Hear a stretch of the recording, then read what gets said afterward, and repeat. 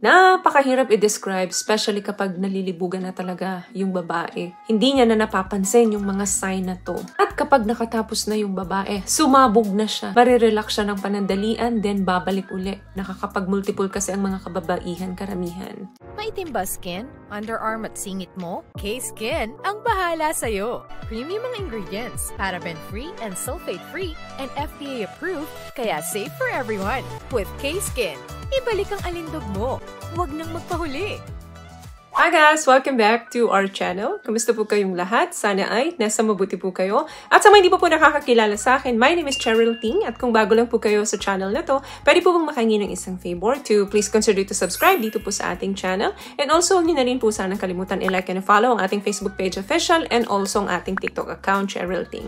Maraming salamat po. And for today's video is another concern video po. Sabi niya is, Miss Che, tanong lang po, gusto ko pong malaman, ano po ba ang nararamdaman ng isang babae bago mag-Big O? Sana masagot. Big O po, O stands for orgasm. Okay, may iba-ibang klase na nararamdaman kaming mga babae sa tuwing darating na sa amin ang Big O. So, hindi lahat pare-pareho, pero sa mga pag-uusapan natin ngayon, karamihan sa aming mga babae, ganito ang nararanasan bago kami magkaroon at during Big O.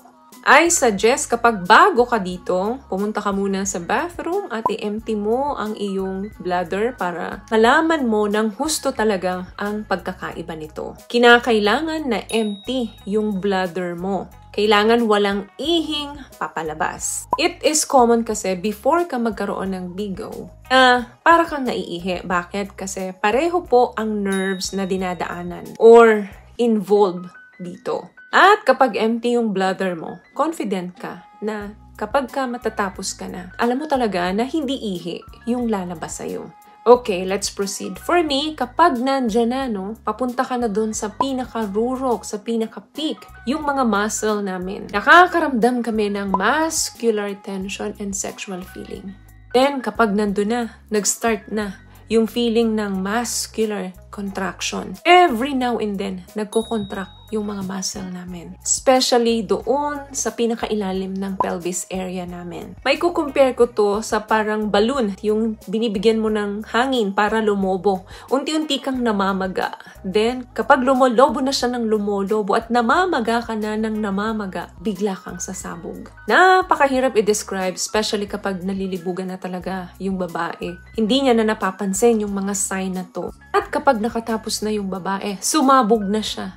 Marirelax siya ng panandalian, then babalik uli. Kaya nakaka-second round ng babae, nakakapag-multiple kasi ang mga kababaihan karamihan. What I love about this product, itong No More Dark Secret ng K-Skin, bukod sa may advanced whitening na siya, na kung saan pwede niyang matulungan na pumuti yung mga singit-singit mo, moisturizing, meron siyang anti-irritation, antibacterial, maintain healthy pH level. Hindi lang pambabae, meron din po tayong pang-lalaki. At least 5 to 7 minutes or more na pino-foreplay mo yung babae. Mas mahabang foreplay, of course, mas better. Sobrang nakaka-experience ang mga kababaihan bago siya mag-Big O ng napakataas na arousal at napakataas na sensitivity. Pabilis ng pabilis yung tibok ng puso namin. Sobrang taas ng sensation ng buong katawan namin bago kami mag-climax. May mga involuntary muscle contractions kami. Kaya pansinin nyo, kapag ang babae, di ba, nakakatapos sila or patapos sila, naninigas yung mga paa nila, nai-straight nila, yung mga kamay nila, naninigas, yung mga daliri sa paa nila, mga tigas na tigas, halos mabend nila yung katawan nila, yung mga muscles nila, sa leeg, sa shoulder, lahat yan, nagkakaroon ng mga involuntary contractions. Mga babaeng hindi mapigil, sumisigaw talaga, nagmumon ng malakas.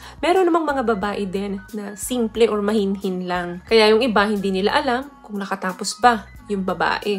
Dahil halos wala namang expression na ipinapakita ito dun sa katalit niya. Meron naman din yung mga babaeng parang na-exorcist na, parang mga sinasaniba na, nagsishake na yung buong katawan nila dahil hindi na nila makontrol yung sarap. Hindi na nila ma-express ng tama yung sarili nila. Bahala na basta sila nakatapos at na-express nila yung sarap at naipapakita nila yun sa inyo. Very important kasi na pagdating sa kama, hindi kayo disente. Kasi hindi nyo talaga mai-enjoy yung pagtatalik ninyo kapag disente kayo pareho. Kaya dapat pareho talaga kayong explorer, especially po sa mga mag-asawa na. Kasi ang pagtatalik po, yan po ay ang altar ng mag-asawa. Para maramdaman nila na sila ay isa.